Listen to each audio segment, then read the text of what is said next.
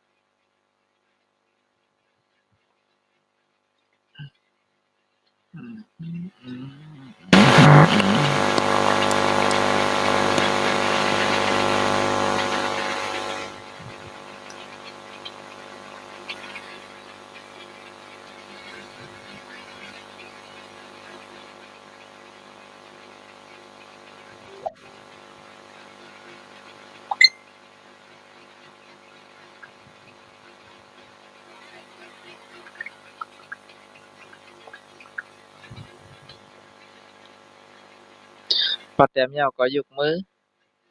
นั่นเราบ่มีคำถามก็ถามไล่อ๋อสักครู่วันนี้ตาแต้มยาวเนี่ยนั่นก็มีคำถามมีคำถามยาวเนาะใส่สู้ก็ยาวเนาะเจียมใจก็ยาวเนาะคือจังเครือหนุ่มยาวเนี่ยสักครู่เครือหนุ่ม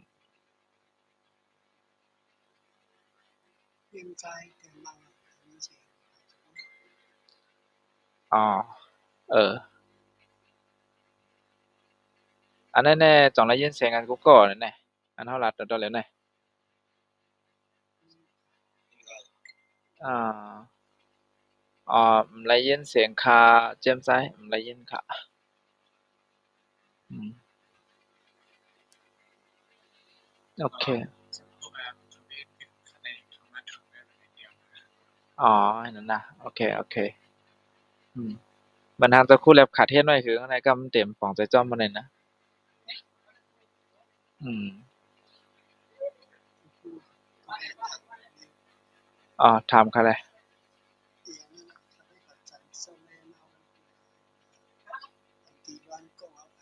อ๋อ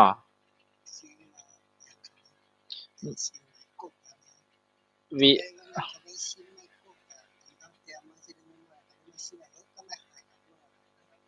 อ๋ออ่าหายมันจะเป็น VS Code ในนั่นน่ะ VS Code นะหายแฉะ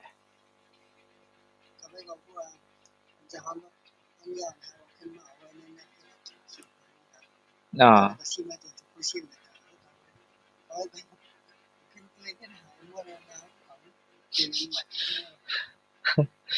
เออแล้วก็หาเจ้าขึ้นหมดแล้วโย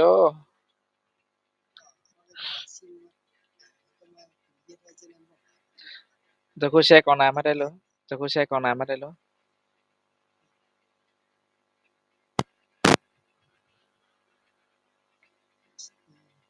อ๋อแชร์สกรีนจะกูมาได้เหรอ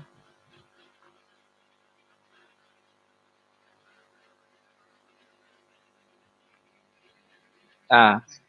โอเคจะคุณเน็กดีว่า Open File ในนั่นน่ะ Open File ตั้งแต่ที่นั่นก็แหละอย่าลงมาแต่นั้น Open Folder เนี่ยเออเน็กเสร็จมันแจ้เนี่ยมันแจ้เนี่ยจะคุณอะไรเน็กดีว่า Open Folder นั่นเต็มเลยเน็กดี Open File ว่าเน็กดีขึ้นแม่เน็กเน็กปิกหน้า Windows ในขึ้นอะไรเน็กปิกหน้า Windows ในขึ้นไหนหน้า Windows ในเน็กปิกเปิดขึ้นไหนอ่าทางกำในเน็กดีว่า Open Folder นั่นเด้อ่า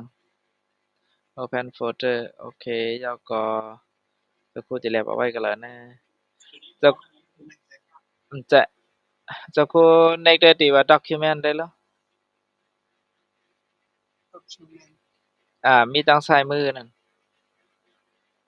อ่าเออมีหังล่ะเออมันแต่มีจำจะไหนกะมันแต่มีนั่นไหนขึ้นกะอันนี้ได้ก็อย่าไปกะยุงนั่นได้นั่นได้มันเสียงจะคู่หาได้ขึ้นในโฟลเดอร์จะไหนขึ้นไหนมันแต่มีในโฟลเดอร์จะไหนกะปานนั้นโอเค เพราะไหนนั้นมาไกลจ่องพอมีคำถามจ่องพอมีความถามเองแหละป่องใจหมดแล้วเนี่ยโปรแกรมเล็กๆกันฮอตเตรียมมาไกลจะคู่ใจสู้ป่องใจเนาะวันวันนี้ตาก็ป่องใจเนาะโอเคเพราะนั้นป้าป่องก็เข้ากับเตรียมทางอันเนาะป้าป่องอยู่ก็เข้ากับเตรียมทางอันหนึงเวลาก็จ่องมีไปเผอใครออกมาซับเลี้ยงในก่อมใส่กันซึ่งเฮาถ้าสร้างได้ลองตั้งป่องใจน่ะจ่องเฮาป่องใจพี่ถ้าป่องใจถูกแล้วเนาะว่าอันใดเป็นอันใดอันไหนมันเฮ็ดโคตรแถวไหนมันเหตุการณ์อันใดจังไหนจังไหนแหน่ตอนไหนเคยจำได้เนี่ย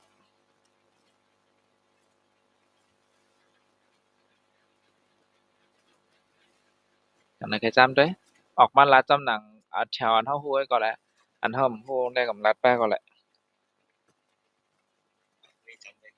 จำได้แหละตับลัดยาวก็อะไรอย่างก่อนอืมจำได้แหละ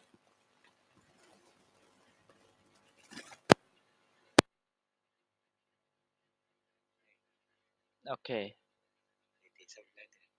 อ่าอ่าอ่าแม่งอ่า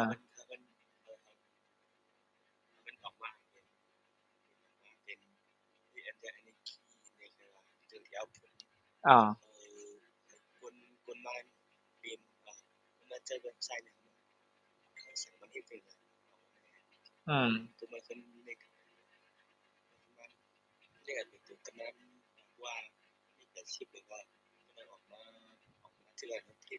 อืม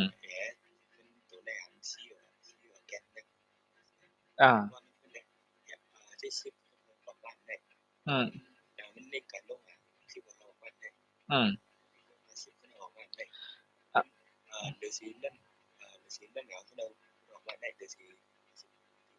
อืมอืมอ่า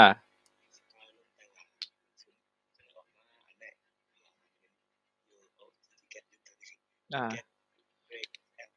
อ่าอ่าโอเคถูกแม่นอนก่อนได้ก็อืมโอเค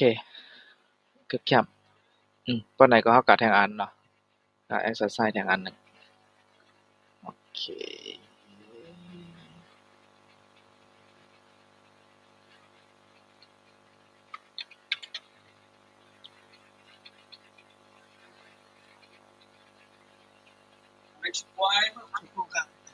ว่าเฮ้ย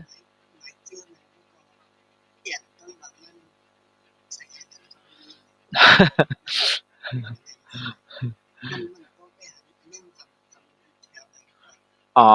บ่เจ้าคุ้มใส่อันนั้นไหนเหรอตัวเล็กตัวคู่เนี่ยมันได้ซ้อนกันใจมันได้ทับกันลงอะมันได้เป็นแถวไรแถวนั้นน่ะแถวนำไปแถวสู่เจ้าก็ตั้งแถวมาโต้ซ้ำให้นั่นน่ะมันเต็มกะลงก็เป็นแถวให้นั่นน่ะบ่เจ้าคุ้มใส่อันนั้นอืมโอเคเนาะปานใดก็เฮาก็เฮ็ดเอ็กซ์ไซส์แทงอันหนึ่งปานนั้นตั้งห้องเรียนเราก็รู้ให้ยาวไรรู้ให้มันยาวไรวันที่29อะนะโอเคเพราะนั้นก็แทงสวิตช์ในแทงอันหนึ่งเนาะง่ายๆแกล้งก่อนนะโอเคอันเมื่อไกลนั้นในเครื่องเก็บโคตรมันก็เอาเข้าไปชิปไว้แล้วนะพอเราก็ขึ้นมาแต้มขึ้นมาในขึ้น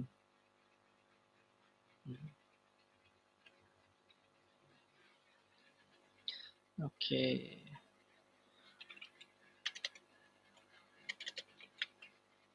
ชาสี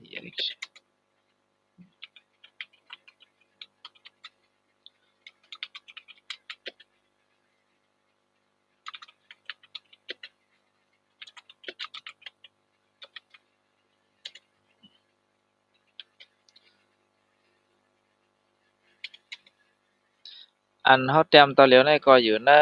สไลด์หน้าละนะอยู่ในสไลด์หน้า18นั่นเนาะ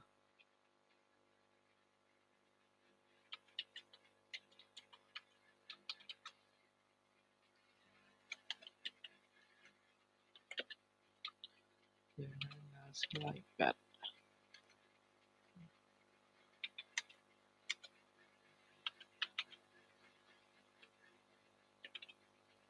switch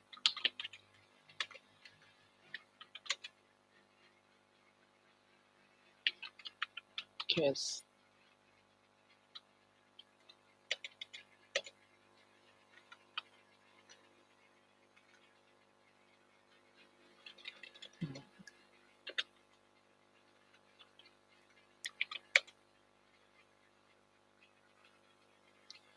CASE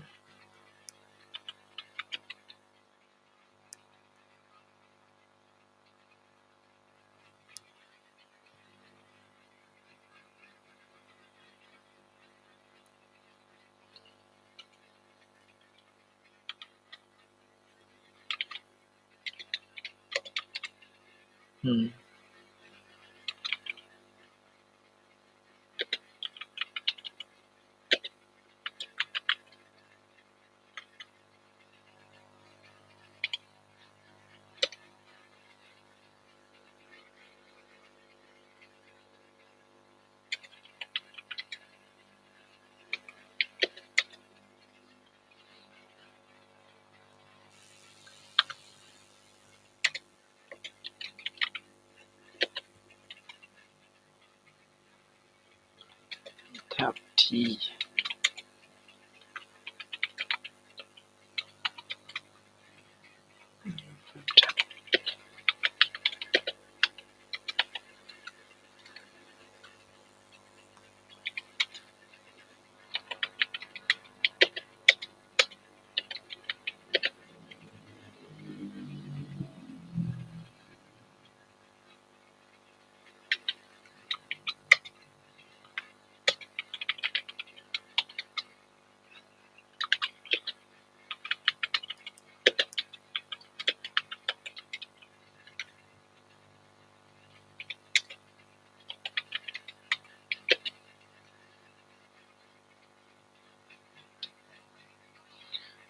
speak bar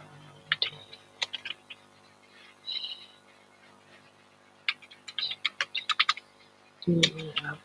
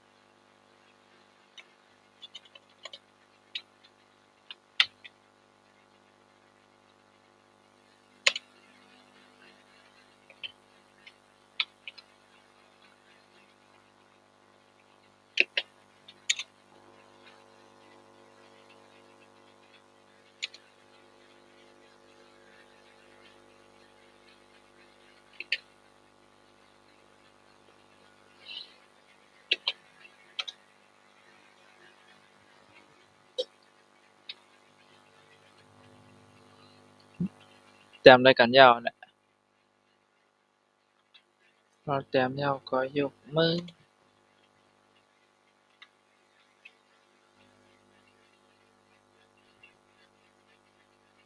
แท็บ T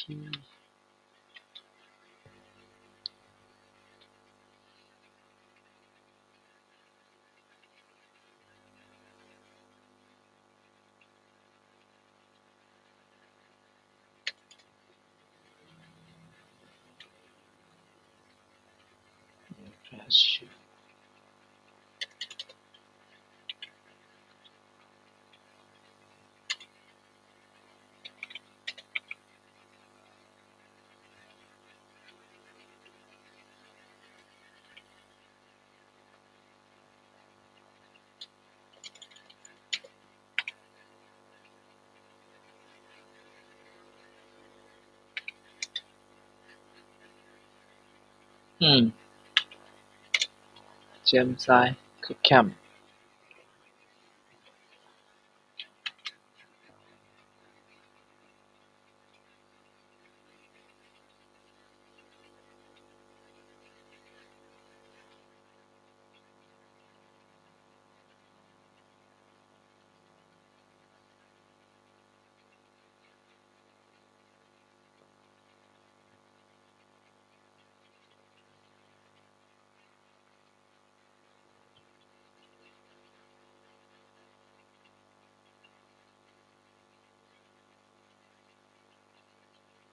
พอแต้มยาวก็ยกมือ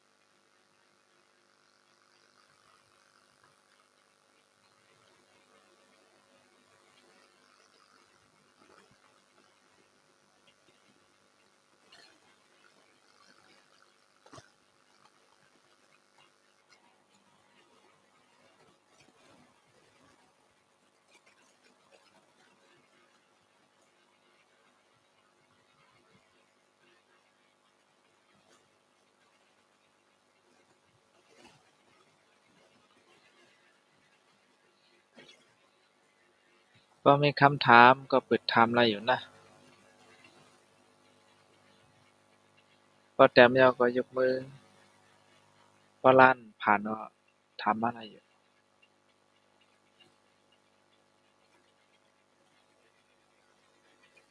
ไอ้สิบอัดก้อยมึงถึงตอนนี้จะพูดถึงชามชามมันน้ำมันกาค่ะคำว่าจังได๋ชามชามมันน้ำมันตึกขึ้นน้ำมูมันคิมมามันเวลาเป็นไงว่ามันถามกันน้ำมันอินเนี่ยถามคนว่ามองคิมมามันก็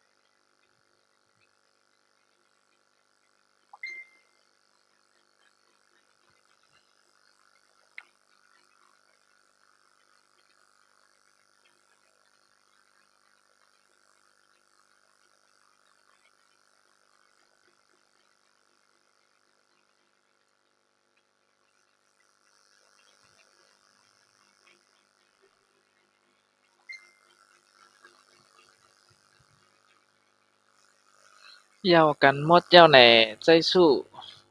สักครู่วันนี้ตาสักครู่ขึ้นหนุ่มได้ทางได้มันไปแล้วป้อป่องเนี่ยทาง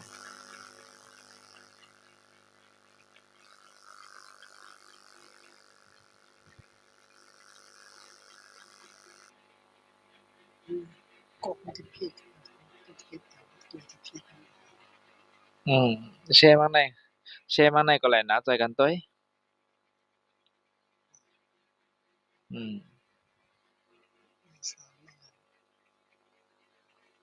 อ๋อใจเขาลืมใส่เอียนนั่นเอียนจะคู่ใส่บันเอียนนั่นแหละ INT เอียนนั่นแต่เขาลืมใส่เอียนไว้ดีนะโอเคล้านแล้วก็ไม่ได้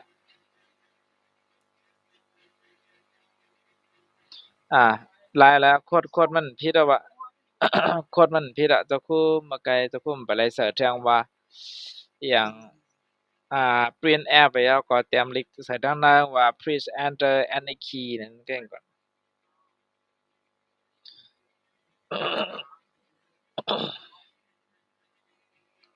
เจ้าคู่ตัวเดียนค่าส่งกับบันเนอร์นั่นเอาเลยอันค่าส่งกับบันเนอร์แชทบ็อกในเอาด้วยนะอืม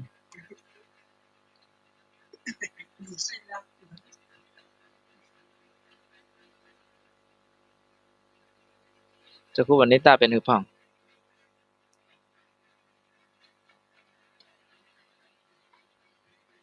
พอแล้วก็จะพูดโอเค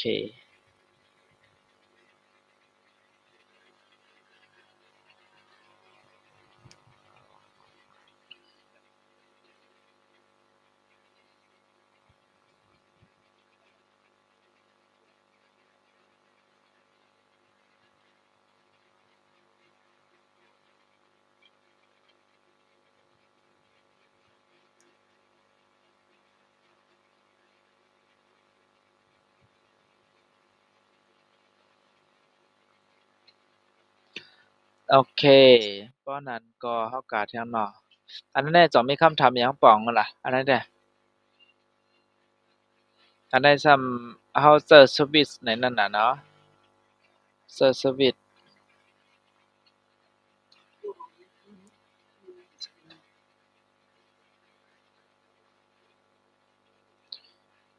มันจะมี else แล้วก็จะมี if else แล้วจะมีสวิตช์ไอ้นั่นน่ะเนาะอันนั้นเป็นเปิง localizer switch อันนั้นนะล็อกเปิง localizer switch condition นี่เป็นเปิง localizer switch condition แล้วเฮามาสร้าง main function มันเองแล้วก็อ่าเอามาสร้าง variable มันแล้วก็ใช้ฟังก์ชัน printf เดี๋ยวให้มัน print ออกมาตัวเลขอันนั้นนะแล้วก็เฮาได้ใช้ฟังก์ชัน scan app ได้เดี๋ยวมารับเอา input มันเข้ากว่า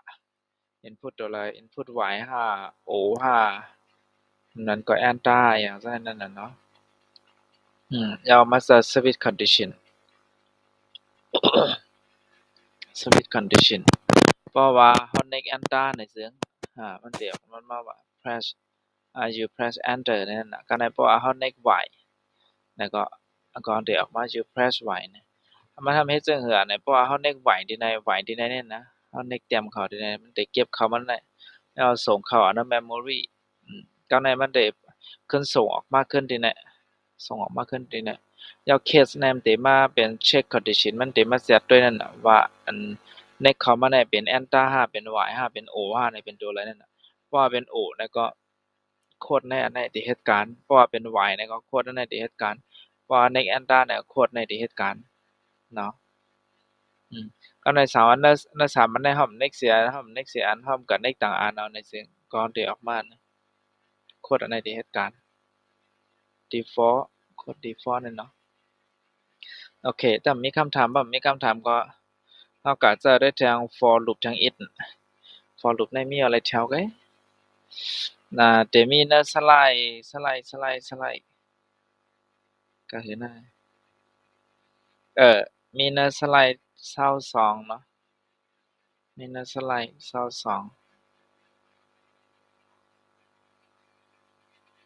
นะสไลด์22 นั่นก็ตัวที่อันเฮาเตรียมไว้ก็หลายอยู่เว้ยใครก็ตัวนั้นก็ตัวซ้ํที่อันเตรียมไว้ก็หลายเป็นหั้น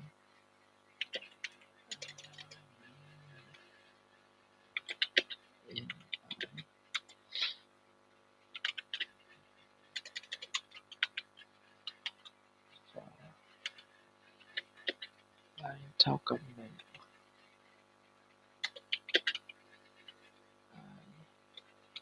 น้อยกว่าเท่ากับ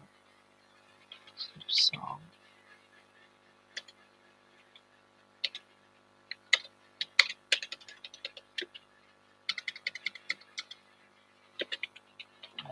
บวก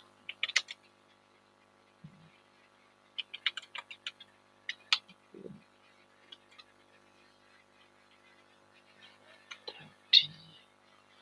2คูณทับที่2คูณเปอร์เซ็นต์ d ก็ทับที่เปอร์เซ็นต์ d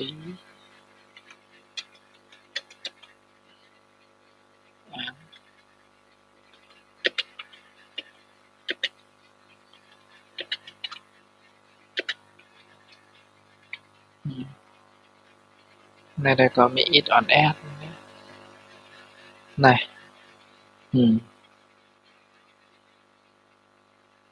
จำแต้มได้เลยในใดมี it on add นะนับมีอะไรแถวกัน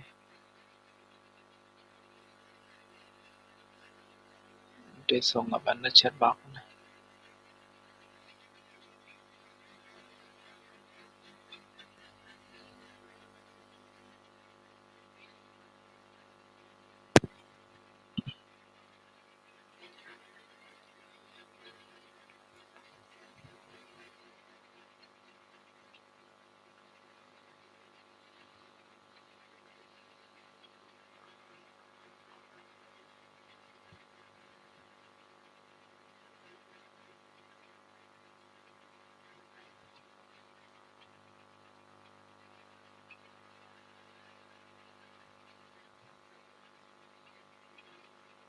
พอแต้มแล้วก็ยกมือนะก็มีคำถามก็แม่คำถามอะไรอยู่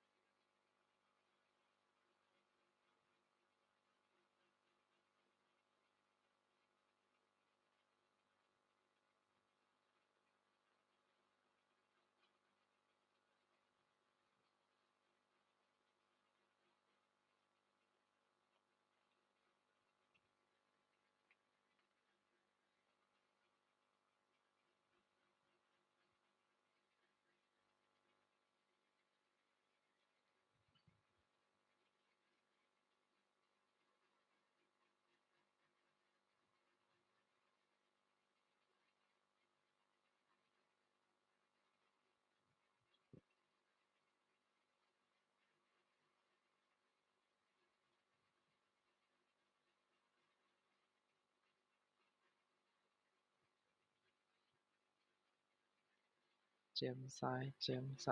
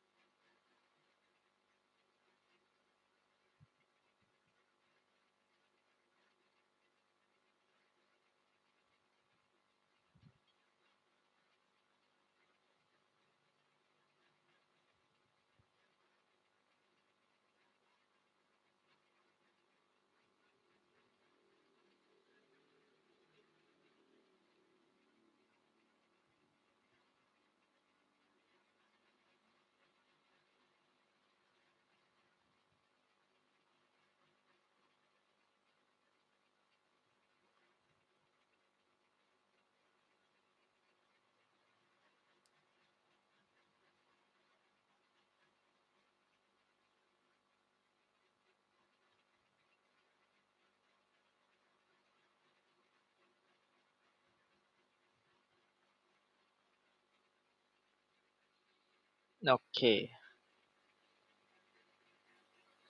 2ข้อnàyได้เตรียมแล้วเนาะ2มีคำถาม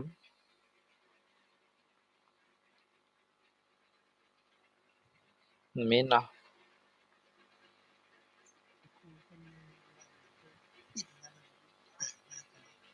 อ๋อเออๆหลายๆ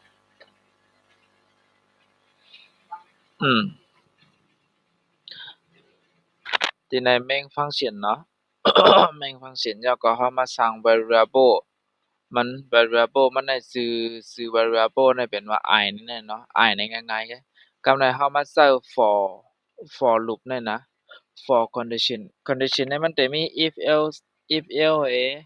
แล้วก็จะมี switch แล้วก็จะมี for แล้วก็จะมี while แล้วก็จะมี do while จังนั้นนะก็อันเจอนำๆนั่นจะมี for นั่นน่ะ for แล้วก็ตั้ง if else นั่นนะแล้วก็มา switch นะในเจอนำ for ที่ไหนๆเรามาใส่ for ในนั่นน่ะเนาะใส่ for ในบล็อกอันนี้เรามากำหนดเมื่อเตมันได้ i เนี่ยเราสร้างไว้ i ให้ไหนได้ยกได้i เนี่ยเราใส่ data type ไว้เป็น number มันจ้ะเพราะฉะนั้นแล้วเรามาเอา i เท่ากับเลยนะ i equal to 1แล้วก็มันจะว่า i เนี่ยเป็น1ในนั้นน่ะเรามานับ i เนี่ยเป็น1กำในซ้ำมันมาเช็ค condition นั่นน่ะอันนี้เช็ค condition สร้างว่า i เนี่ย a หรือ12มันก็เป้งหรือเป้ง12ในซึ่งให้กดในเหตุการณ์นั้นน่ะเพราะเราก็ให้ i เนี่ยบวกขึ้นเด็กๆบวกขึ้นเด็กๆเพราะว่ามันเฮ็ด1กรัมเหตุการณ์1กรัม1กรัมนะ i เนี่ยจะบวกขึ้นเพราะว่า i เนี่ยบวกเนี่ยมันซึ่งว่าเมื่อเตเนี่ย i เนี่ยเป็น1นั่นล่ะ i เนี่ยเป็น1แล้วก็มาเสียด i เนี่ย2เป้ง12แล้วก็ไปเป้ง i เนี่ยเป็น1ก็แค่นั้นแหละมันจะโคตรในเหตุการณ์นั้นน่ะพอเรากำในซ้ำ i เนี่ยมันจะมาเพิ่มให้ i บวกๆแล้วก็i พลัสๆนั่นก็จะ i เนี่ยมันเป็น1ไว้จั่งซี้ก็ในเพราะว่ามาi บวกขึ้นทางกล้ามแล้วก็จะเป็น2นั่นน่ะจะเป็น2ย้อนจากนั้นแหละก็ในเพราะว่ามันเฮ็ดนั่นน่ะนั่นจะมาปริ้นตัวนี้ออกมาปริ้นตัวนี้อยากจะมาปริ้นอันนี้ได้2ตัวนี้มันเป็น2ที่เหลือใน2ตัวนี้เป็น2ที่นี้2อันนี้2อันนี้กับใน2มาคูณเนาะตัวนี้เป็นตัวคูณ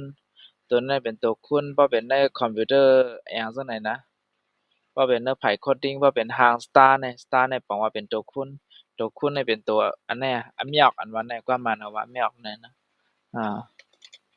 ก็ได้เป็น212นั่นน่ะ224เนี่ยก็มันตั้งในมันได้ออกมาได้ปริ้นอันไหนออกมา212นั่นน่ะแถบในเด้อะหยังอันเป็นได้อันเป็นตัวเจิ้นลงมาไอ้ตัวถี่เนี่ยนะอันนั้นแต่ให้มันขึ้นเป็นแถบเหม่อ1มันจะอันนั้นให้มันเป็นแท็กกะ1กำ1กำจังได๋ในมันแสดงว่าหนูเรามีที่ไหนมันจะมับๆๆให้ไหนมาก็ได้เงี้ยก็ในเพราะว่าเราเน็กตัวแท็บที่คีย์บอร์ดเรา TAB tab นั่นน่ะในเด็กไข่ก็ให้จังได๋นะเด็กไข่ให้นะเพราะว่าเราใส่อันใด1กำก็อันนั้นมันก็ได้แค่น่ะปะ1กำนั่นน่ะเพราะใส่2กำมามันได้แค่น่ะ2กำนั่นน่ะเนาะเพราะฉะนั้นก็ขึ้นเอาตัว2นั่นแหละตัว2เนี่ยแล้วก็มาคูณใส่ตั้งอิหยังมาคูณใส่ตั้งตัว i นั่นน่ะนะในเปอร์เซ็นต์ดีเนี่ยตัวอันที่มาปริ้นออกมาเนี่ยอันเนี่ยมาคูณเพราะว่า1เนี่ยก็มันตั้งเนี่ยมันได้มาคูณ2 1 2คูณ1ก็เป็น2นั่นน่ะอันนี้เป็น1นะนั่นที่ออกมาได้เป็น2อันนั้นน่ะเป็นตัว variable ที่ได้สั่งปริ้นออกมาก็นั่นไงนั่นเป็นตัว variable ที่ได้สั่งปริ้นออกมาแล้วอันนั้นน่ะซ้ำตัวอันเอามาคูณยาวเนี่ยมันสิออกมาทางในอันนั้นนะสิเป็น2พอทางกลับมามันสิเป็น4พอกลับมาสิเป็น6พอกลับมาสิเป็น8นะกลับมาสิเป็น10ในนั้นน่ะเพราะก็เฮ็ดน้อยลงอะไรที่ก็หั้นดอกบ่สิ12นั่นน่ะอย่างน้อยที่ไหนเราใส่ไว้12พอใครถึง24เนี่ยก็ที่ไหนเราใส่24แล้วก็ได้ปริ้นออกมาทั้งหมด24เนาะจังไหนอันนั้นเนี่ยเป็น for loop จงปองใจเนี่ยมันจังหือเที่ยงเพราะว่าตีเราเส้นถี่มันจะมี2แล้วก็ถี่จะพูดตั้งใน2เนี่ยก็ใส่ที่2แล้วใส่10คูณ10กันจะว่าอันนั้นอ่าก็อันนั้นเพราะว่าเราตอนแรกเนี่ยเราไว้ว่าเราสิให้คูณ2นั่นแหละเนาะเราคูณ2ก็เราใส่2ที่ไหนก็ในเพราะเราให้คูณ3แล้วก็เราใส่3ที่ไหนใส่3ที่ไหนนั่นน่ะนะ 313 326 339 342 355 36 18 37 21 38 24 39 27 31 30ได้ลงอ่ะหมดอันนั้นแหละใกล้กันที่แน่ๆเฮาแค่แน่ว่าที่แน่ๆเฮาแค่แน่ว่าเพราะว่าเราเฮาเจอ for loop อันว่านี่มันเป็นจั่งหือล่ะนี่เป็นจั่งมันเป็นจั่งไหนนั่นน่ะอันนั้นน่ะเฮามักหมานไว้ให้มันคูณกับ12กรัมไหมเพราะเฮาแค่คูณกับ24กรัมก็ใส่ใน24นั่นน่ะมันได้คูณยาวนึงไปนี่กับ24กรัมอืมโอเคอยู่เนี่ย for loop แนวเนี่ยโอเคเจมส์ไซด์2มีคำถามเจมส์ไซด์สักครู่ค่ะหนุ่มมีเนาะมีการ โอเคโอเคอ่ะวันนั้นป้อมมีก็เฮาก็สไลด์เหมือแทงคำในวันนั้นก็สไลด์เหมือแทงอืมสไลด์ที่8สไลด์ที่9สไลด์ที่10นั่นเป็นสไลด์ที่8เนาะคำในอันเตมาเฮาได้มาเรียนรู้ลอง array ในทางเอ็นนะ data structure array นะอืมซื้อเนี่ยก็ห่ำไปด้านหลายๆเนี่ยก็ยังหนังไกลายโอเค array นั่นน่ะเนาะ array นั่นในซ้ำแสดงเป็นคอนเทนต์อันเฮาได้เรียนรู้ว่านั่นในมันมีอิหยังหลายๆนั่นน่ะเนาะก็อาจจะทราบเรื่องในอันเจอดำๆนั่นแต่ 1D array นั่นน่ะ 1D array นั่นน่ะจะได้เป็นคอนเทนต์มันเป็นคักตอนนั้นเฮาจะได้เรียนรู้อืม array อันนั้นน่ะมันส่ำเป็นอิหยังอันนั้นมันเป็นตอนตาที่เก็บข้อมูลเรานั่นนะตอนตาที่เก็บข้อมูลอันเรา input เข้าฉะนั้นน่ะอันเรา input เข้าฉะนั้นน่ะเป็นมันสิเข้าเก็บไว้ในเปิงหมดฉะนั้น array หมดอันนั้นอืมแล้วมันก็หลำรองแก้อันนั้นแหละเพราะว่าเราจัดการไผข้อมูลแคม lab นั่นน่ะนะเพราะอันนั้นเพราะว่าเราจัดการไผข้อมูลแคม lab ไหนมันได้มีปัญหามากขึ้นวัยรุ่นเรานั่นน่ะเนาะแล้วมันเป็นพื้นฐานไผคอมพิวเตอร์ไซน์ก็ปลายก่อนนั้นได้เอออันจะได้แก่งก่อนแล้วอันเราได้เรียนรู้เนี่ยมันมีจั่งdata structure เนี่ยนะ data structure อันนี้มันเป็นอิหยังอันน่ะอันทั้งหมดเนี่ยอันนั้นนะ data structure เนี่ยใน data structure เนี่ยมันจะแบ่งออกมาเป็น2อันจะมี primitive data structure แล้วก็จะมี non primitive data structure นะ primitive data structure เนี่ยเป็นอันเราเรียนรู้ก็อย่างหมดอันนั้นจะมี int char bool float แล้วก็ pointer นั่นได้ไปละเรียนนะได้ไปละเรียนได้เรียนอะก็ใน non primitive data structure เนี่ยจะมี linear แล้วก็จะมี non linear นะแล้วจะมี static แล้วจะมี dynamic ใน array นี่เป็นอันเราได้เรียนที่นั่นน่ะแล้วจะมี tree แล้วจะมี graph quick แล้ว stack แล้วก็ linked list นั่นซั้นแหละนะใกล้ๆที่ในอันเราได้เรียนนั่นได้เป็นอันใดอันเดียวกัน array ซั้นใดกันอันใดได้เอามาแหน่บ้างมีอิหยังหลายๆให้รู้หลายหันไว้กันนั้นกันอืมอันนี้ข้อมูลจะได้เอามาในเว็บไซต์อันใดน่ะเอามาที่เว็บไซต์อันนั้นนี่ที่เว็บไซต์อันนั้นlogicmojo.com นั่นน่ะนะอืมอ่าเขาได้ในลิงก์เว็บไซต์อันนั้นแหละอ่า data structure นั่นน่ะอันเราได้เรียนรู้array นั่นน่ะนั่นน่ะที่สอนก็ลอง array น่ะอืม data structure เนี่ยมันเป็นอิหยังเป็นลอกลายถ้าได้เก็บข้อมูลเราไว้นั่นน่ะเนาะถ้าได้เก็บข้อมูลเราไว้แล้วก็มาจัดการไว้ให้มันเข้มๆพอมื้อเราโหลดไลเซอร์มากขึ้นก็ให้มันส่ำบ่ง่ายนั่นน่ะอย่าไปให้มันส่ำบ่ยุ่งบ่ยากนั่นน่ะเนาะให้มันส่ำบ่ยุ่งบ่ยากแล้วลอกลายเก็บมันก็จะมีอยู่หลายลอกลายนั่นน่ะบ่เป็นลอกลายง่ายๆนั่นได้ก็จะมีลอกลาย array เนี่ยตั้ง linked list ได้เป็นลอกลายง่ายๆนั่นน่ะหรือเช่นนั้นได้ก็เป็นลอกลายอันขยับหยาบไว้ฉะนั้นก็อาจจะให้เกาหลีอ่า การจัดการข้อมูลเราให้มันส่ำบ่คึกคักได้มันก็หลำรองนั่นน่ะเนาะอืมมันหลำรองอ่าเพราะว่าเราบ่จัดการให้มันเข้มๆอิหยังจั่งใดนั่นซึ่งมันสิเฮ็ดให้เรามีปัญหามากขึ้นกำเรินมีปัญหามากขึ้นกำเรินเพราะว่ามีปัญหามากขึ้นกำเรินเพราะว่าข้อมูลเรามันหนำถ้าเราได้มาจัดการถ้าเราได้มาแก้ไขก็คืออิหยังจั่งใดมันง่ายๆนั่นน่ะอืมโอเคarray ในซ้ำเป็นจั่งในนั้นน่ะอันเราเรียนเป็นอันเราเรียนก็จั่งนั้นน่ะเนาะที่อันว่า char นั่นน่ะ เป็นล็อกไลน์ได้เก็บข้อมูลไว้นั่นน่ะ char inflow จังซั่นนั่นเนาะอันซั่นในห้องว่า data structure กำนั้นมันซะนั้น data structure นั่นได้เป็น array นั่นน่ะเป็นตัว array ยามมันซ้ำเป็นจังหือนั่นน่ะเป็น data type มันนั่นนะ data type เป็นdata type มันย่อมได้เป็นตัว variable มันจังนั้นนะแนมเป็นตัวเฮาได้รับinput มันเข้ามานั่นน่ะเฮาได้ใช้ฟังก์ชัน scanf นั่นก็รับ input มันเข้ามานั่นเพราะว่าเฮามาanalyze ด้วยในตัวใดตัวนั้นน่ะก็จะมีนั่นนี่จะมี in นั่นเนาะ in data type แล้วก็จะมีนำอันนั้นเป็นตัว variable มันนั่นน่ะ30นั่นเป็น array นั่นน่ะ array มันเพราะว่ามาด้วยนั่นน่ะ type แล้ว name ตัว variable ชื่อ name ตัว variable นะแล้ว size เฮาได้ใครมันเสืออะไรก็คือนั่นน่ะเนาะเพราะเฮาก็ใส่ให้ใครมันเสืออะไรตา29ตัวแล้วก็เฮาได้เสือ30นะอย่างแล้วเฮาเสือได้เสือ30อันนั้นย้อนว่าตัว data type มันมันตินับที่0แล้วตินับที่1เนาะมันตินับที่0ตินับที่0โอเคนั่นน่ะในตัวอย่างมันในเมมอันนั้นเป็นตัวอย่างใน memory เฮานะใน memory array อันอยู่ในตัวอย่างใน memory เฮานะใน log อันนั้นใน log อันนั้นเป็น log address memory นะ memory address เฮาพื้นที่มันนั่นน่ะ address มันยาวแนมตัวเป็นตัว variable มันน่ะตัว variable มัน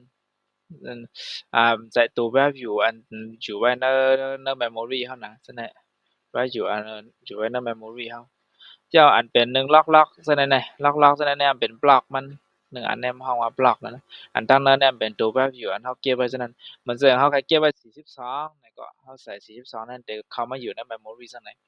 แล้ว array index ในแต่มีทาง array index ในก็จะมันนับตั้งแต่เอา0นั่นน่ะมันก็แน่นซึ่งเฮาว่าน่ะเพราะว่าเฮาเคยเก็บโตตะเพราะว่าเฮาเคยเก็บโตก็นั้นโตนับตัดเซตโตในซื่อเฮาจะได้ใส่ว่าset เนาะเฮาจะได้ใส่ว่า set ก็ตัวนับอันเฮาได้เก็บไว้นั้นมันจะมี6ตัวไว้แฮงมันนับว่า0 1 2 3 4 5 6 7อันนั้นน่ะเนาะจังได๋แนมเป็นตัวอย่างล็อกไลน์เก็บอัน data ไว้อันอยู่ใน memory ไว้ในนั้นนะยอด array เนี่ยมันซ้ำมี array ซึ่งอะไรพอนะ dimension มันนั่นน่ะจะมี 1D array 2D array 3D array 4D array 5D array นั่นนะอันเปิ้นใช้กับน้ำนี่แหละเป็น2อันนี้ก็อัน3อันจังได๋นั่นแหละเปิ้นบ่ใช้ก็คือสั่งว่าใช้ก็ใช้อันเป็นของมื้อนี้อันเป็น Google เขาจังได๋ก็สั่งว่ารายงานนะจังได๋ก็ใครใช้ได้ใช้กับน้ำนั่นแหละอันใช้นั่นแหละ2ตัวนั้นน่ะอันใช้น้ำแฮงเป็นสุดนั่นเป็น 1D array นี่มาแล้วในซ้ำเปิ้นมีฐานข้อมูลมาเยอะๆนี่แหละถ้าให้มาใช้อย่าง 2D จังได๋ก็มันก็มีกำอีกแล้วแนมเป็น 1D array 1D array นำเป็นจังหือหลานะแนมเป็นตอนในฝั่ง memory มันนั่นน่ะนะ memory address มันนะใน memory address มันซึ่งว่า value เฮา12แล้วเฮา input เข้ากับเฮาเตรียมว่า12นะ12เนี่ยป้องก็อยู่ใน memory เฮามันก็อยู่ที่ก็คือที่ address ก็คือใน2391แต่ก็อยู่ใน address ที่ไหนจำได้สั่งว่าเฮา collection value ตัวนั้นเนี่ยเฮาแต่ละเลขเอา2391นั่นเนี่ยเฮาก็ value ตัวนั้นเดี๋ยวป้าออกมาจ้อมมันซึ่งตัวอย่างมันรัดให้พอป้องใจง่ายก็มันซึ่งว่าในหมู่บ้านเนี่ยเพิ่นมี3แห่งหลังเนี่ยเฮือนลุง12เนี่ยอยู่ที่หมายเฮือน2391เพราะเป็นจังได๋เนี่ยจึงสร้างว่าเฮาใครฮู้ว่าในเฮือน2391เนี่ยมีเพิ่นหลายๆเนี่ยซึ่งเฮาจะได้มาด้วยในหมายเฮือน2391เนี่ยเฮาจะได้มาฮู้ว่าในเฮือนหลังเนี่ยมีเพิ่นหลายๆมีคนหลายเกาะนะจะได้ฮู้หลายนั่นน่ะเนาะindex array อันนั้นก็เฮาเข้าถึงทางอันไหนก็ได้ array index เอาตัวไหนเข้าถึงก็ได้สังว่าเฮาได้ในเฮือนหลังนั้นมีหลังเฮือน5หลังนั่นแหละหลังเฮือน5หลังนั้น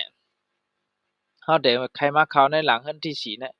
หลังเฮือนที่4เนี่ยมีเพิ่นหลายๆเนี่ยก็เฮาได้เข้ามาที่4เนี่ยเฮาได้มาฮู้ว่าใน43เนี่ยมีเพิ่นหลายๆเนี่ยเนาะในหลังเฮือนที่4เนี่ยเนาะตัวอย่างมันกำในซ้ำเป็น in เพราะว่าเฮาใส่ in เนี่ยมันทำเก็บไว้จังหือตัวอย่างตั้งนั้นเนาะมันทำเก็บไว้จังหือใน in เนี่ยเฮาสร้างไว้ variable มันเองจ้ะยาวเฮาสร้าง array นั่นนะใส่ array ไว้แต่10ตัวเป็นจังนั้นในซึ่งใน index มันเป็นอหย่างไรจะมี1 2 3 4 5 6 7 8 9 10นั่นน่ะ10ตัวเพราะว่าเป็น int เนี่ยมันทำแต่2ไบต์เนาะ1ตัว1ตัวเนี่ยเฮาว่า1บิตนั่นน่ะเฮาว่า1บิตนะแล้วตาโตจะได้1ตาได้เก็บไว้ตัวนับ1ตัวแล้วแน่บ่เป็นในคอมเนี่ยมันได้เก็บไว้ตาสิเอาพื้นที่อยู่2ไบต์นั่นน่ะ2ไบต์1ไบต์เนี่ยจะมี8บิตนั่นน่ะเนาะอาจจะได้ย้ำซับเรื่องนี้เฮาว่าต้องให้ก่อนอยู่ต้องก่อนเป็นห่างก่อนจะได้เฮาว่าเฮาไล่ฮู้ว่าอ๋อมันอันนี้มันเป็นจังไหนนี่ก็ไล่ก่อนพอเป็น float เนี่ยมันจะเป็น4ไบต์นะ4ไบต์4ไบต์นะครับ16นะ16ก็ไหนว่าเป็นชาเนี่ย1ไบต์นะชาเนี่ยเป็น1ไบต์วันบีเนี่ยปองวัน1ไบต์นั่นนะ1ตัวมันจะเก็บไว้จังไหนโอเคนั่นน่ะตัวอย่างมันตัวอย่างตัวอย่างอันเฮาก็เพราะว่าเฮาใครฮู้สังว่าตัวอันเฮาเก็บไว้นั่นน่ะนั่นน่ะมันเข้าไว้อยู่ใน memory มันจึงเหือนะอันนั้นน่ะเป็นเฮาเคิ้นเซอโคดอิหยังอันเป็น for นั่นน่ะนะเจ้อ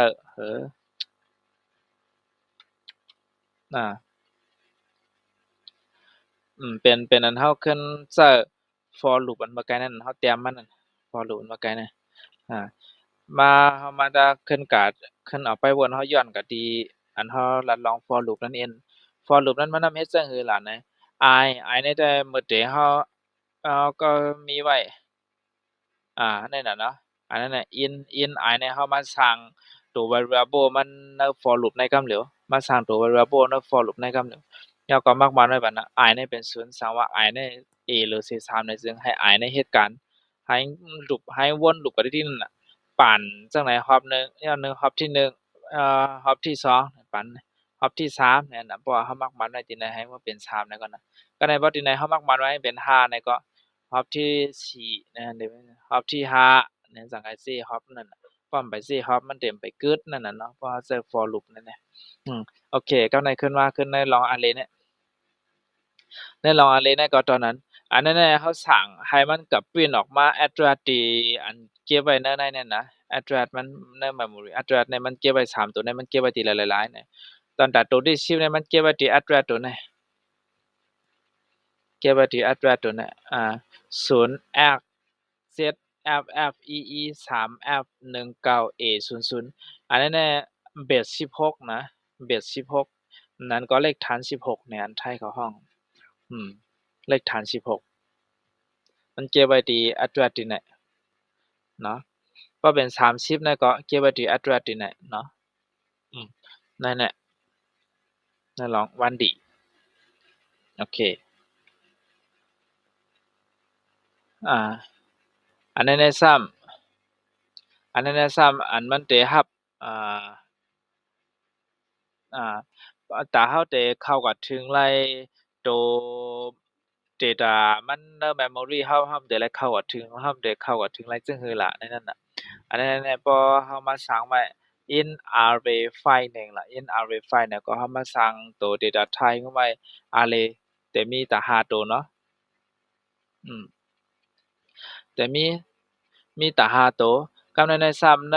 แต่ละใน index ที่0นะอันนั้นในห้องว่า index เรียนอยู่นั่นน่ะห้องว่า index ที่0เนี่ยเฮาใส่ไว้10ใส่ไว้ value 10 index ที่1เนี่ยใส่24 index ที่2เนี่ยใส่35 index ที่3เนี่ยใส่ไว้47 index ที่4เนี่ยใส่ไว้59อันนั้นเนี่ยdata มันนั่นน่ะอันเฮาได้เก็บไว้นะอันเฮาได้เก็บไว้ก็ในเพราะว่าเฮาเข้าใครเข้าก็ถึงนะจื้อนะอันนั้นก็เฮาขึ้นว่าเซอร์ for loop มาไกลนั่นนะ for loop มาไกลนั้น i เท่ากับ0เพราะว่า i เนี่ยมันยังตึกเล็กหรือเสียหายในซึ่งให้ i เนี่ยให้วนลูปให้นั้นวนก็ให้นั้นติ๊กๆแล้วก็หันต่อพอหมดหันต่อพอหมดหันต่อพอถึง5นั่นน่ะเนาะหันต่อสัมปอเต็ง5นั่นก็ให้สัมปอนำหรือเสีย5จังได๋กึดนั่น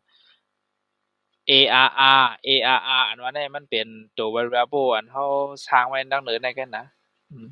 แล้วก็ตั้งเนิ่นเฮาใส่ไว้ i เนี่ยเพราะว่า1กับ1กับเนี่ยให้ปริ้นออกมาตัว variable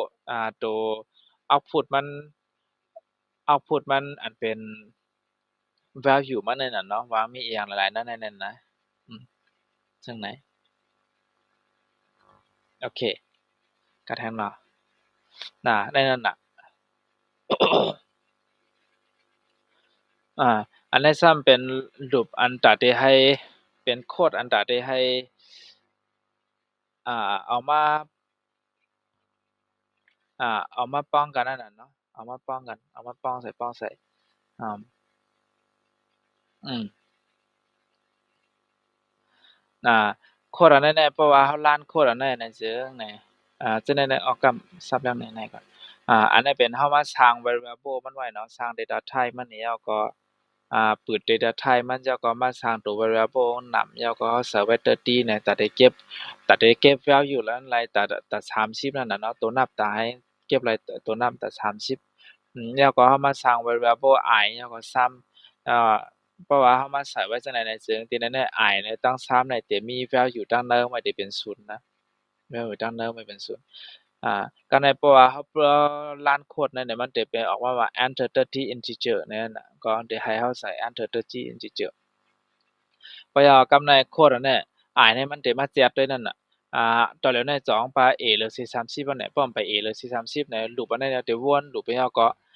ตั้งแต่ 1เนี่ยจะมาป้องอัน1แล้วก็ป้องให้นั่นนี่น่ะ1เนี่ยก็จะมาป้อง1ก็จะเป็น2แล้วก็จะป้องลงให้นั่นนี่แล้วจะมาปริ้นเอาสแกนเอาใช้ฟังก์ชันสแกนแอปเนี่ยนะฟังก์ชันสแกนแอปเนี่ยแล้วก็รับเอา input เข้ากับใน memory เฮานั่นน่ะแล้วก็ในนั้นน่ะ processing calculus of all entered number ไอ้นั่นเนี่ยก็กำในมันสิเอามาอันนั้นน่ะตัวนั้นน่ะที่เอามาซ้ำเข้าลอกอันนั้นน่ะเอามาโฮมลอกกันอันนั้นน่ะโฮมลอกอันนั้นน่ะแล้วก็รันออกมานั่นน่ะเนาะโอเคอันนั้นก็เป็นตัวอย่างโคดตัวอย่าง 1D array เหมือนกันนั่นคือกันต่อเดี๋ยวนี้เขายังตึกใหญ่ผมลืมน่ะฉะนั้นน่ะในตั้งเหนือน่ะที่มีอันนั้นน่ะบอกว่าเป็น 1D array หมดๆอันนั้น 1D array หมดๆมีก็หลายโอเคอันนั้นน่ะในเพราะว่าเราเพราะว่าเรามักมันไว้จังได๋อันนั้นก็เป็น array คือกันน่ะเป็น array คือกันน่ะเป็น array อันนั้นเราก็ใส่กับไล่โอเคใส่จังได๋ก็ไล่นั้นก็เรามาใส่จังนั้นก็ไล่ก็เป็นนะอืมอืมเพราะว่าเราแค่ให้มันเหตุการณ์อะไรแคบๆหน่อยนึงเพราะว่าเหตุการณ์อะไรแคบๆเราเลยรู้ว่า data ข้อมูลเรามีก็คือนั่นน่ะพอเรารู้ว่า data ข้อมูลเรามีก็คือนั่นก็เราใส่เราจองพื้นที่มันไว้นั่นน่ะให้เป้งกันดังอันเราแค่ไล่แค่เป็นนั่นน่ะเพราะเหมือนจั่งใดนั่นแหละเราจองพื้นที่มันน่ะมันinfinity นั่นน่ะสุดเซ็งอะไรนั่นน่ะใส่ก็ให้เขาใส่อะไรที่ก็เป็นจั่งนั้นน่ะเซ็งเพราะว่าเราเตรียมโคดเรามาหนำนั่นโปรแกรมเรานั่นน่ะโปรแกรมเรามันได้ถึงเนาะ ยำหันจ้าเมื่อกูบอกแน่เมื่อพงเมื่อปี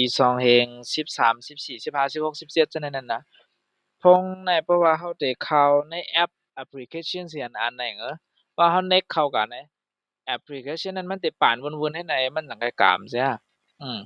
อันนั้นก็ตอนนั้นน่ะนั่นก็มันได้มีปัญหาในการจัดการโคดมันโครงสร้างโคดมันโปรแกรมแล็บนั่นน่ะ นั้นก็ในคอมใน Windows เราจั่งใดนะเพราะว่าเราเปิดคอม Windows เราขึ้นมาจั่งใดคอมเราเนี่ยมันปานเวิ้นๆๆเฮ็ดไหนนั่นน่ะก็มันก็จะมีร่องด่างหลายๆร่องนั่นน่ะบางร่องก็ย้อนว่าเขาใช้ HHD นั่นน่ะนะความไปใช้ SSD ซึ่งตัวเร็วแล้วก็โปรแกรมมันก็โคดมันอิหยังฉะนั้นก็คอมไปจัดการให้มันแคบๆนั่นน่ะเนาะเพราะเป็นจั่งนั้นน่ะซึ่งคอมเราเนี่ยมันได้นึกอะนะมันได้นึกสร้างเป็นแอปพลิเคชันอันนั้นก็มันก็ได้นึกจั่งใดอันจั่งใดก็บ่เป็นในวิชา data structure and algorithm ในก็ได้ซับแรงในป่าแตกแรงหลีจั่งซี้ได้เนาะอันนั้นได้เป็นพื้นฐานมันจะให้รู้ไว้ว่ามันเป็นจั่งหือไหนก็ไหนกะอันนั้นน่ะเป็น Pi data type ใน int เนาะกับนั้นเป็น Pi data type ใน char ก็เป็นจั่งใดในสองพื้นที่ไว้แต่สามัญในก็ใส่กันจั่งใดในก็เหมือนกันอืมโอเคอืมเออ เพราะว่า data type มันน่ะเราสิเอาทีละต้องไว้อย่างอันหนึ่งในนั้นarray index มันนั่นน่ะมันจะติดซะเอาที่0ติดซะนับเอากับที่0นะมันเลยติดซะเอากับที่1 เพราะมันซึ่งว่า1 2 3 4 5 6 7 8 data type เฮามีจังได๋แม่นจ้ะเพราะว่าเฮาใครเข้าถึง data type อยู่ตั้งในในซึ่งเฮาแต่ละ next เฮาแต่ละเสิร์ฟอันนั้นเป็นที่ศูนย์นั่นนะมันเป็นที่ศูนย์ในเฮาเข้าถึงนะกับในสางว่าเฮาใครเข้าถึงตั้งหลังที่สุดในเฮาแต่ละ next -1 ในนั้นนะ-1 -1 -1 ในปองว่ามาเตียวตั้งหลังสุดๆนี่มันเตียวตั้งหลังสุดๆในมาเตียวตีตัวอย่างมันติไหนตีแน่ๆสางว่าเฮาใครเข้าถึงเฮาใครเข้าถึงนำเบอร์นี่นะนำเนี่ยอันใส่เข้ามานี่30นี่อือพอเฮาใครเข้าถึงตัวที่1เนี่ยเฮาจะไล่เสิร์ชที่ใน0นะอ่าอันนั้นเป็น0ก็ในเพราะว่าเฮาใครก็เข้าถึงตั้งปลายนี่ซึ่งเฮาอะไร -1 นั้นก็ใส่-1นี่ก็เข้ามาถึงตั้งปลายโอเค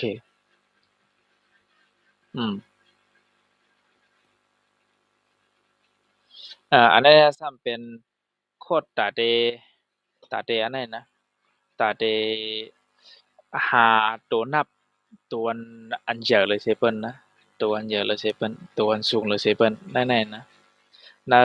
ในตัวนับอันเฮาได้ input เข้ามานั่นตัวนับอันเฮาได้ input เข้ามาอันนั้นแท้หนังเฮาก็มาร่วมกันแต้มส่ำกันจังนั้นเนาะอ่า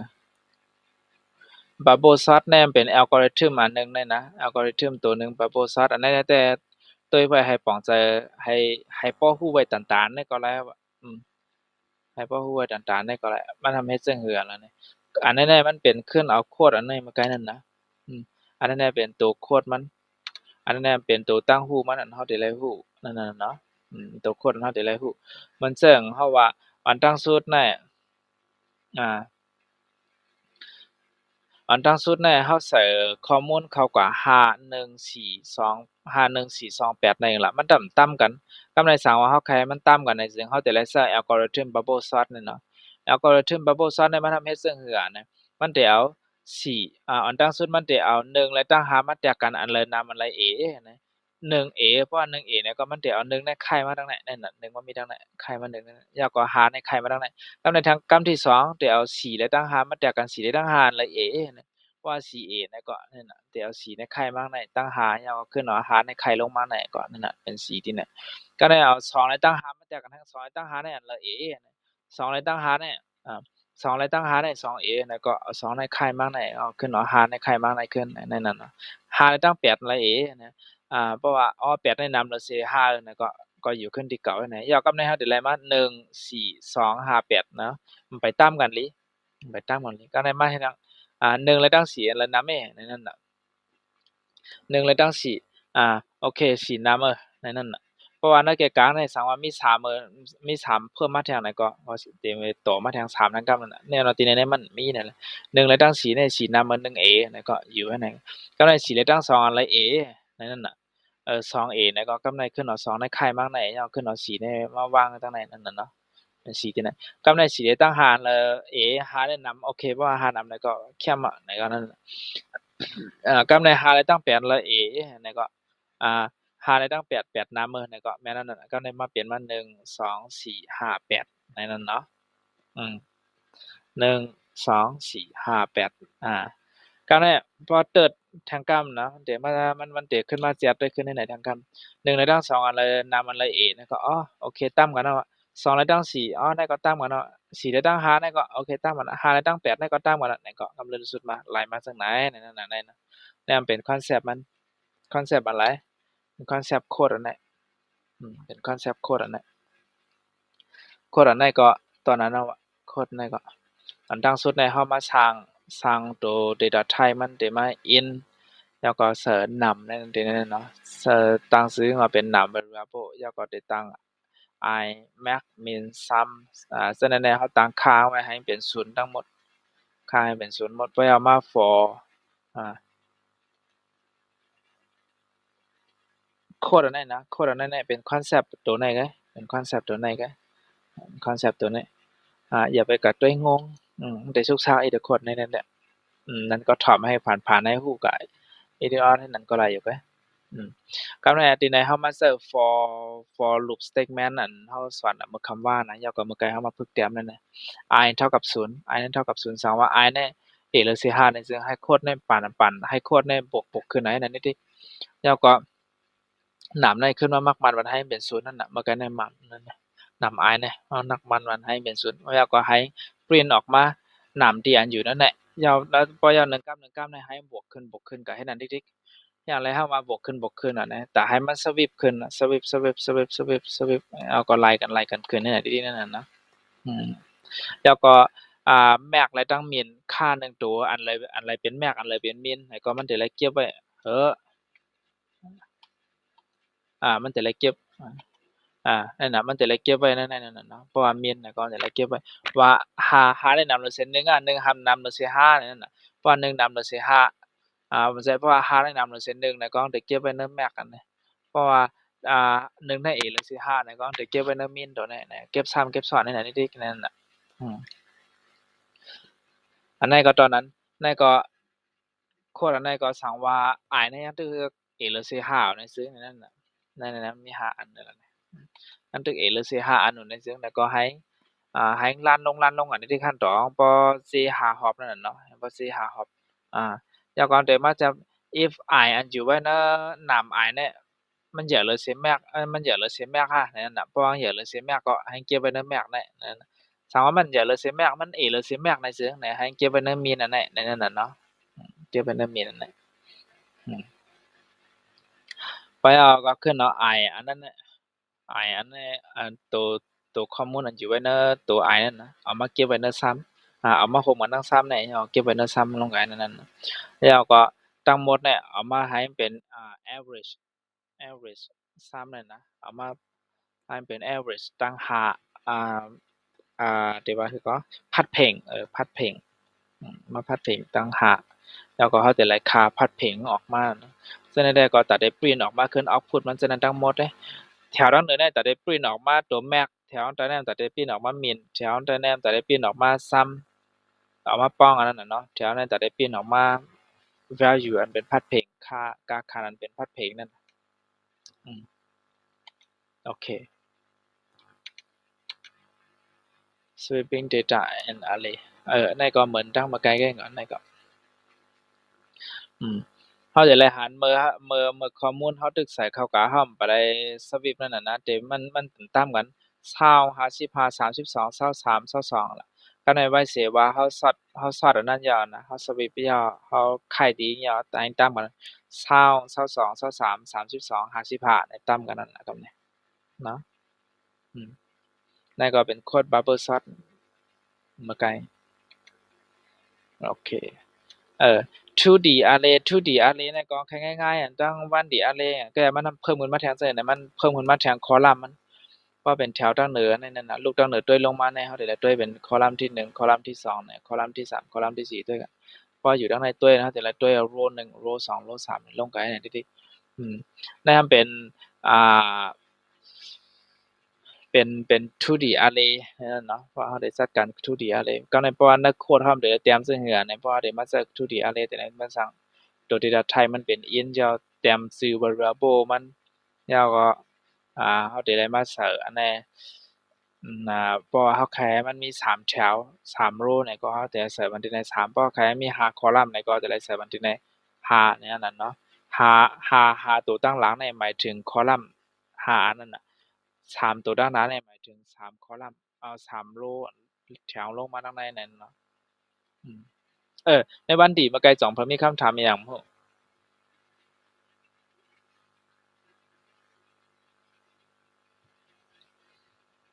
มีอีกก่อนเนาะโอเคไปนะโปรแกรมก็ถามก็แล้วนั่นก็ในนั่นเนาะตัวอย่างอันนี้ได้ก็ด้วยกับผ่านๆไหนๆก็หลายอย่างก่อนเนาะกับปานตัวเดียวให้เพิ่นพอมาเจอได้ก็มันก็มีอยู่แค่ก่อนแค่มันพอนำก็คือนั่นอันนั้นได้เป็นโรนั่นน่ะนะโรแถวที่1แถวที่2แถวที่3ในแถวนี่ตั้งเหนือได้ซ้ำเป็นคอลัมน์นั่นน่ะเนาะ5คอลัมน์นะแน่นเนาะจังได๋ก็เหมือนกันหมด แต่ในเพราะว่าเฮาปริ้นออกมาจังหือล่ะเดี๋ยวออกมาจังไหนกับในตาตอนตาเฮาได้เข้าถึงแล้วนั่นน่ะเนาะตอนตาเฮาได้เข้าถึงแล้วเพราะว่าเฮาได้เข้าถึงในซึ่งเพราะว่าเฮาได้เข้าถึงที่คอลัมน์ใครเข้าถึงตัว11ในซึ่งตัว11นั้นมันอยู่ที่ไหนมันอยู่ใน row 0เนาะอยู่ใน row 0แล้วก็อยู่ในคอลัมน์ที่0ในซึ่งเฮาจะได้11เนี่ยออกมาก็ในเพราะว่าเฮาใครได้13ในซึ่งมันอยู่ในไหน13เนี่ยมันอยู่ในแถวที่1นะแถวที่1แถวที่2แถวที่3เพราะฉะนั้นใน13เนี่ยอยู่ในแถวที่1แล้วก็คอลัมน์ที่2คอลัมน์ที่0คอลัมน์ที่1คอลัมน์ที่2แล้วก็ได้13เนี่ยออกมาเนาะนั่นเป็นลอกไล่แต่ได้เข้าถึงเข้ากับเข้าถึงข้อมูลนี้ก็เอามาจัดการนั่นโอเค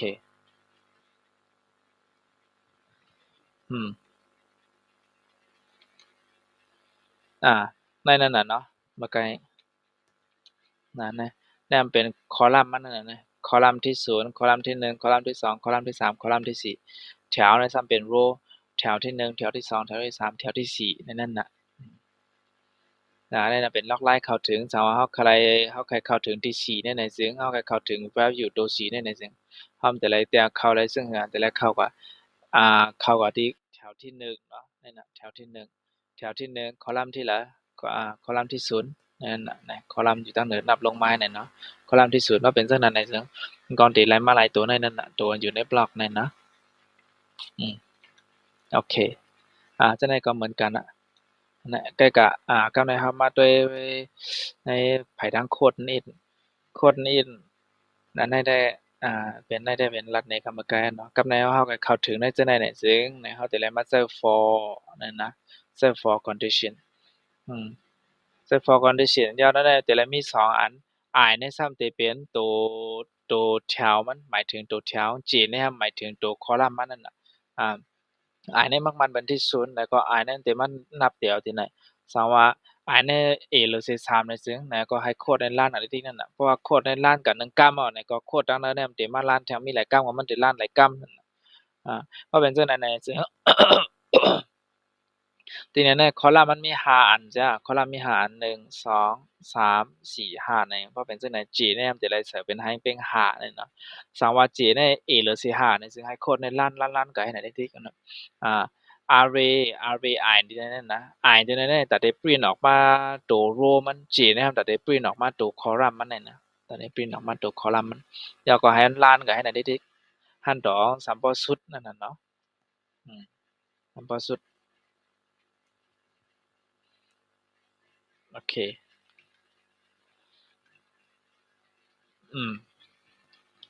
time based grading program เนี่ยเป็นโปรแกรมโปรแกรมอันนี้ๆโหลให้กับเหตุการณ์วาดมาเนี่ยโอเคเป็นนะในโปรแกรมอะไรในซ้ำไม่ใช่เหรอในก็เขาเจออาร์เรย์มาก็อย่างนั้นนะเจออาร์เรย์มาจะเหงือนะ array data structure เหตุการณ์นึงก่อนนะในก็อันนี้มา这4条要3 column ในนั้นนะ3 column ใน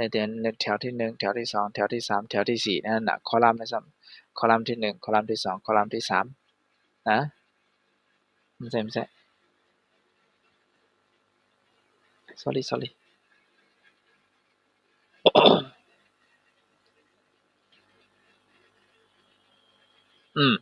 อันนั้นในซ้ำtime based grading program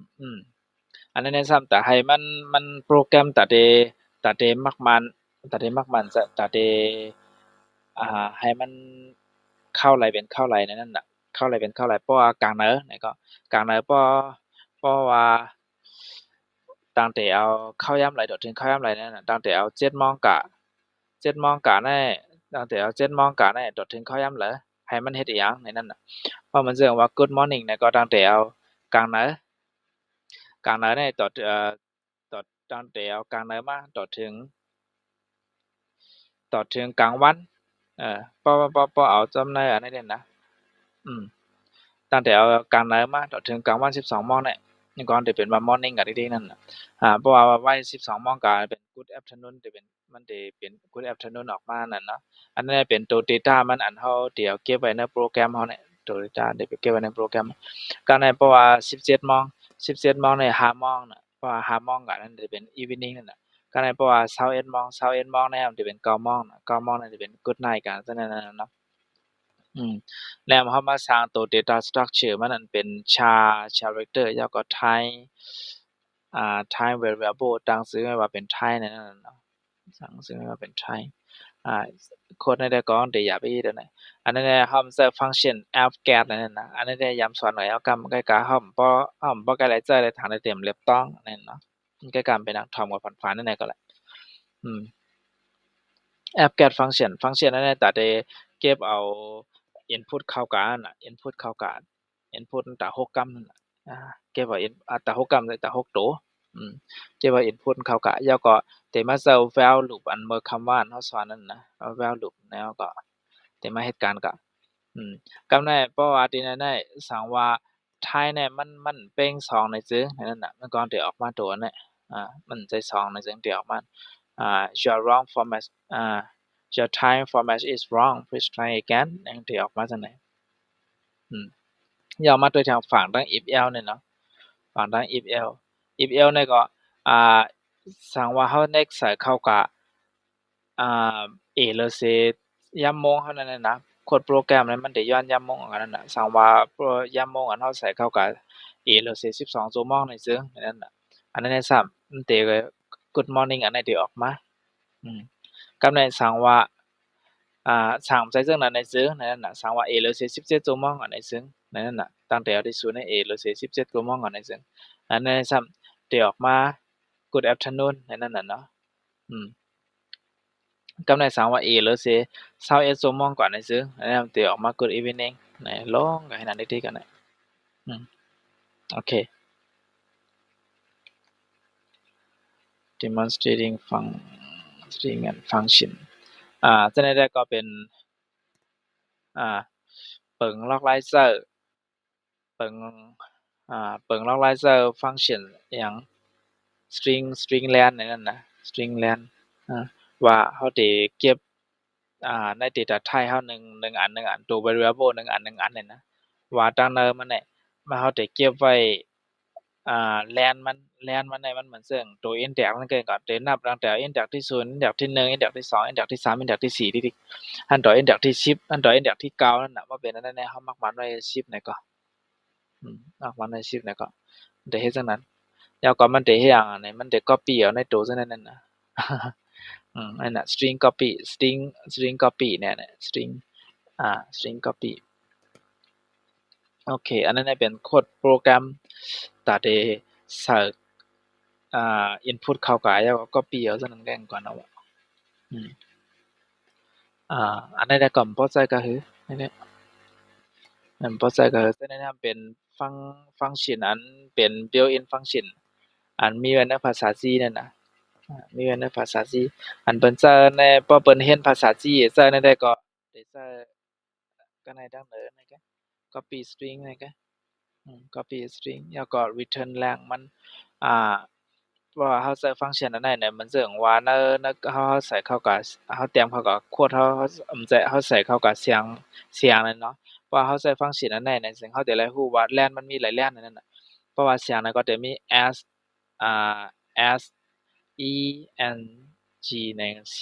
เพราะฉะนั้นเนี่ยพอมันจะมี4แรงน่ะก็บอกว่าจะมี index มันจะมี4ตัวน่ะจะมี0 1 2 3ในนั้นน่ะจะมีต่อถึง3ก็กับว่ามันนับเนี่ยมันจะมี4นั่นน่ะก็คอมเนี่ยมันนับตั้งแต่เอาที่0ขึ้นกลางนั่นน่ะเนาะโอเคแล้วมันเป็น array พอเป็น array นึง1D array เนี่ยซ้ำจะมีเหมือนซึ่งแถวเนี่ยขึ้นกลางเนี่ยเป็นแถวก็มันจะมีคอลัมน์แล้วมันจะมีแถวนะมันจะ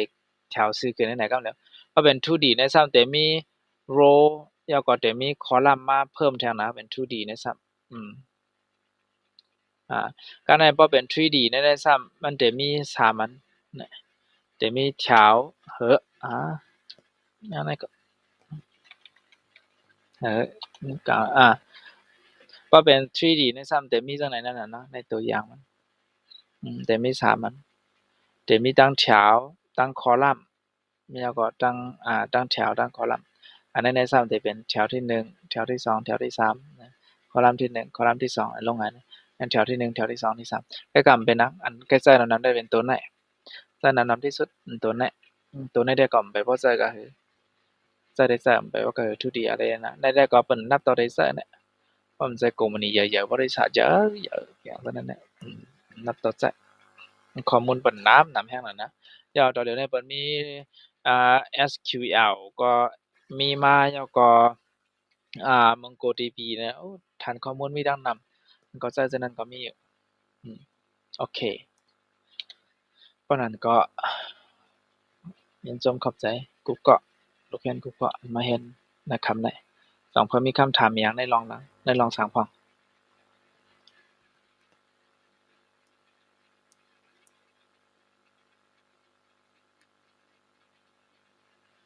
นอนหลับเป็นโมระโยแบบนี้เนาะอ๋อโอเคเตรียมกบตัวตึกนี่พร้อมไปเตรียมกงได้ไปแอปมีเนาะเขายามเฮาได้มอนี่43ได้เฮาได้ปันกันบ้านกว่าให้อีก1เพราะนั้นลูกเรียนเฮาก็ยังเรียนยังเอมาดีๆในว่า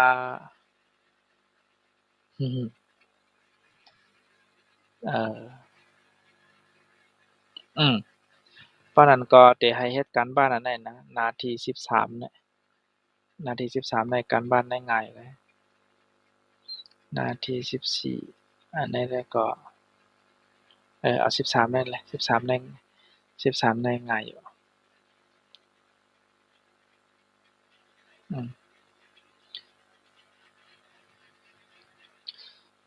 เอาสไลด์อันนี้เฮาไปเลยส่งปัญญาได้เนาะจำไปเลยส่งสไลด์วัน8นี่วันที่8นี่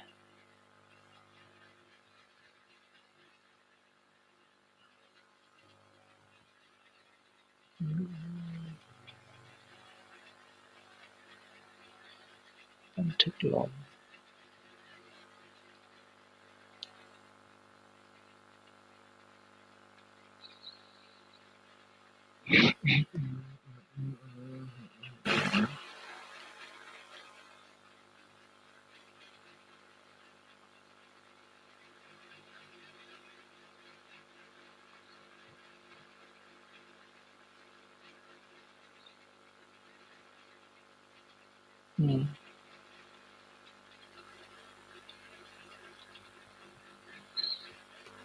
โอเคได้ส่งสไลด์เข้ากับอันในแชตบ็อกซ์นี่นะ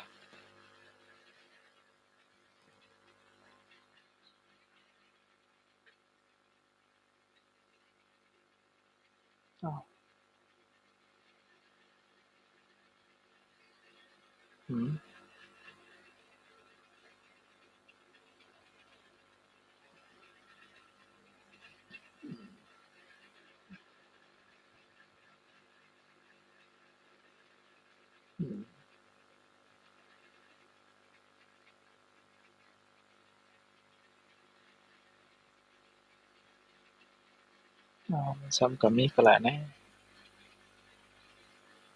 ดาวน์โหลด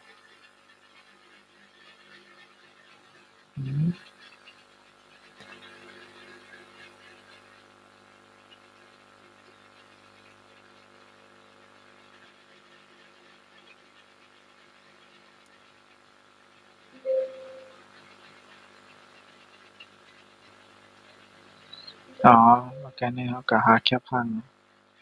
โอเค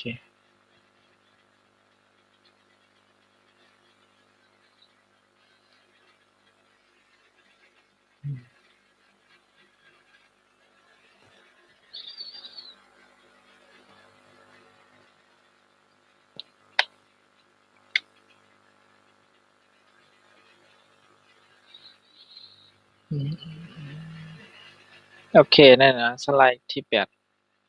สไลด์ที่8ในหน้าที่ ห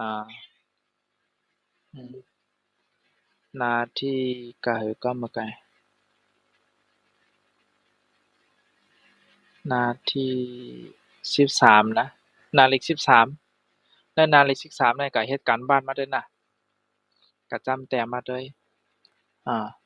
จำแต้มมาเด้ยวางเป็นซื่อหือพ้องคำพกเนาะคำพกก็มายากอันขึ้นบ่นั่นคำนั้นก็ม47ทางไอ้มครับเนี่ย10นิดโอเค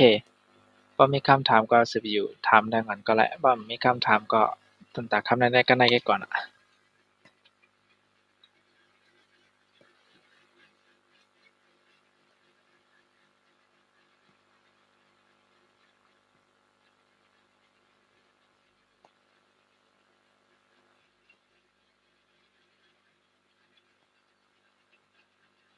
มื้อสูงแจ่มใสคำนั้นได้ยินเสียงเสียงของแม่เขาบ่หลีหรอ